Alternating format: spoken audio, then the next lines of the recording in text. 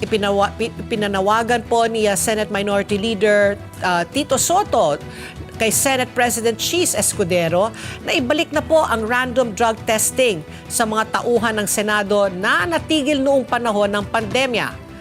Unang nagpa-drug test si Senator Mig Zubiri kasama ang kanyang 35 miyembro na staff. At sinabi rin po ni Senator Migs na mandatory na ipinatupad ang drug testing sa kanyang tanggapan para matiyak na drug-free at wala sa kanila ang gumagamit ng illegal drugs. Sa ginawang drug testing, malalaman kung gumagamit sila ng shabu, marijuana, cocaine, ecstasy at opium.